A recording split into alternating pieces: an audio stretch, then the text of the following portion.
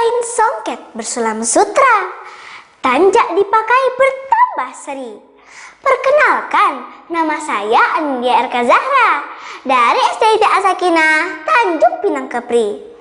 Assalamualaikum warahmatullahi wabarakatuh. Bapak Ibu juri yang bijaksana, sahabat dan penonton yang tercinta, izinkan saya membawa cerita hikayat Hang Tua. Judul ceritanya, tersebutlah 5 orang sahabat, yaitu Hang Tua, Hang Jebat, Hang Kesturi, Hang Lekir, dan Hang Lekyu. Sejak kecil mereka berkawan. Bila orang kampung mengalami kesusahan, acap kali mereka selalu menolong. Selain itu, kelima sahabat itu sering pergi ke hutan untuk mencari kayu. Kadang-kadang juga berburu rusa. Di antara 5 orang itu, Hang Tua lah yang paling tua. Karena itu, kawan-kawan yang lain suka mendengar nasihatnya. Begitulah keadaannya 5 sahabat itu. Sehingga tidaklah mengherankan kalau orang-orang kampung sayang pada mereka. Pada suatu hari, mereka bermain ke tepi laut. Angin bertiup cukup kencang dan ombak bergulung-gulung menghempas pantai. Suara ombak itu terdengar seperti seruan untuk berkenalan. Untuk sejenak, Hang Tua termenung. Kemudian berkata, "Kawan-kawan, kita sudah dewasa.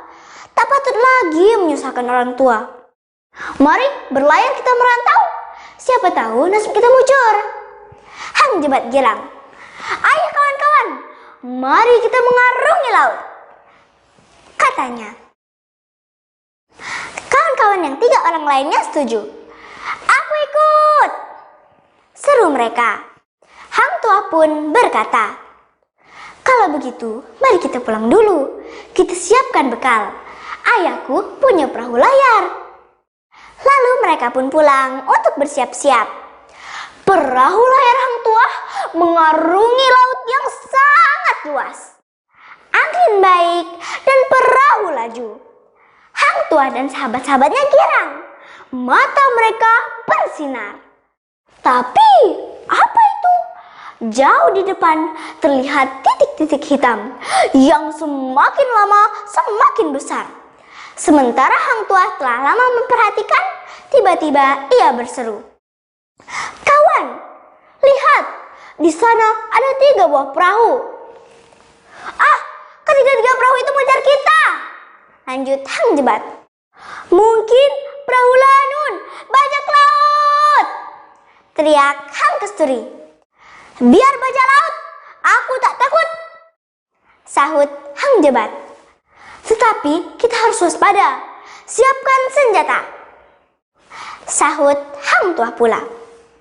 Benar saja, ketiga perahu itu memang lanun. Perahu-perahu itu sangat kencang mengejar perahu Hang Tua 5 bersaudara. Perahu perampok itu kian mendekat. "Jangan mundur! Musuh tak dicari. Kalau bersua, pantang dielakkan," seru Hang Lekir.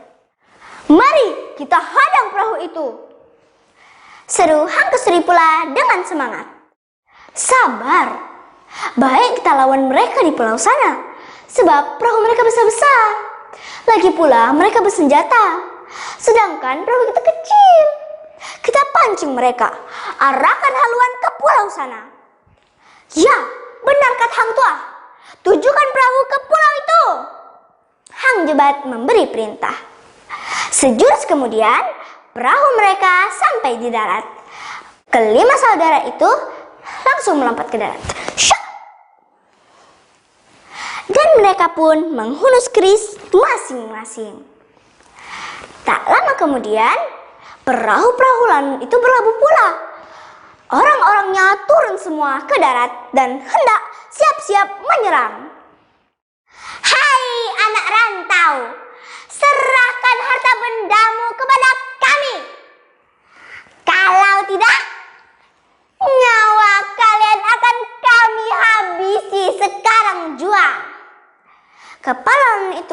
berteriak keras.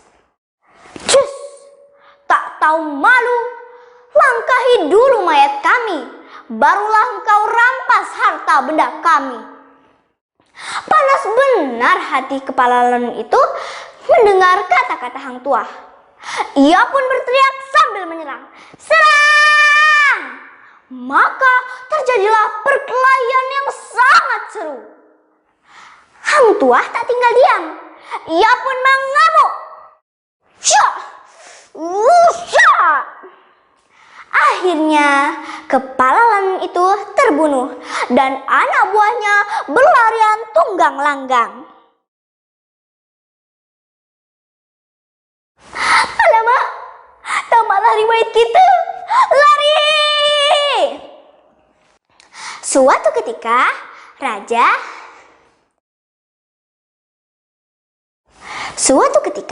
Raja bersabda kepada bendahara, siapa gerangan kelima anak muda yang gagah berani itu, Mamanda Bendahara? Rakyat kita juga, tuanku. Mereka tinggal dekat rumah hamba. Hang Tuah itu anaknya Hang Ma'amud dari Sungai Duyung. Sudah lama ia hendak mengabdi ke bawah Duli, tuanku, jawab bendahara. Panggillah kelima anak muda itu kemari. Beta berkenan benar hendak bertemu dengan mereka. Katakan, Raja Bintan bergirang hati karena mereka telah membasmi Lanun. Baik, tuanku.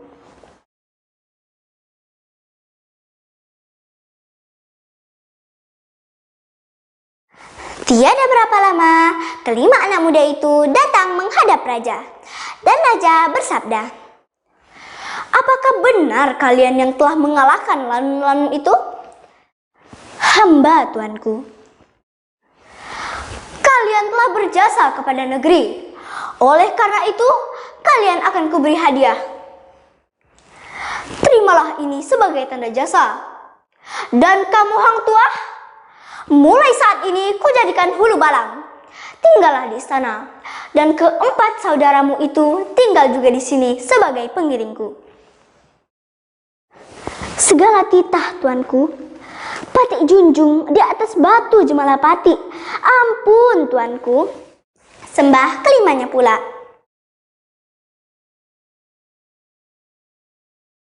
Hang Tuah sekarang telah menjadi hulu balang raja. Ia sangat disegani seisi istana. Dan ia sangat disayang oleh baginda raja. Namun demikian tidaklah membuat Hang Tuah menjadi sombong. Ia tetap sopan, halus dalam berbahasa, pandai menghormati yang tua, sedang yang muda dikasihi. Ia juga cerdik dan arif serta bijaksana. Suatu ketika, Raja Bintan ingin memindahkan kerajaannya ke kota yang baru. Ingin membuat yang lebih berkenan di hatinya, supaya kelak bisa menjadi peninggalan bagi anak cucu. Maka, rakyatnya bergotong royong. Setelah itu, siaplah sebuah kota dengan istana yang berdiri dengan megah. Kota itu disebut Malaka. Konon, karena di kota itu banyak sekali pohon Malaka. Rakyatnya dan raja pindah ke kota baru itu. Dan tersebutlah raja memerintah dengan adilnya. Suatu ketika, raja hendak mengirim utusan ke Majapahit karena hendak bersahabat dengan kerajaan itu. Wahai Hang Tuah, kamu 5 bersaudara akan diutus ke Majapahit. Sekedar membawa bingkisan tanda persahabatan, tulislah surat. Katakan, negeri Malaka kerajaan baru ingin bersahabat. Nah, bersegeralah bersiap-siap. Daulat, tuanku. Untuk keagungan negeri Malaka, Patik bersedia. Segala titah tuanku akan Patik jalankan. Setelah sebulan kemudian, sampailah mereka ke tanah Jawa, ke kerajaan Majapahit. Mereka disambut dengan sukacita. Selamat datang anakku Hang Tuah. Semoga Raja Malaka selalu makmur sentosa. Mereka dijamu makan minum. Dan tiba-tiba terdengar bunyi gendang ditabuh. Ada apa? Kiranya Hang Tua diminta bermain silat. Syak! Syak! Permainan pun berganti. Kali ini Hang Tua diminta bermain keris melawan prajurit yang memegang tombak. Syak! Syak! Apa yang terjadi? Tombak prajurit itu patah dua. Permainan pun usai. Rakyat bersorak-sorai. Hore! Batara Majapahit memuji ketangkasan Hang Tua. Sudah cukup lama mereka berada di Majapahit.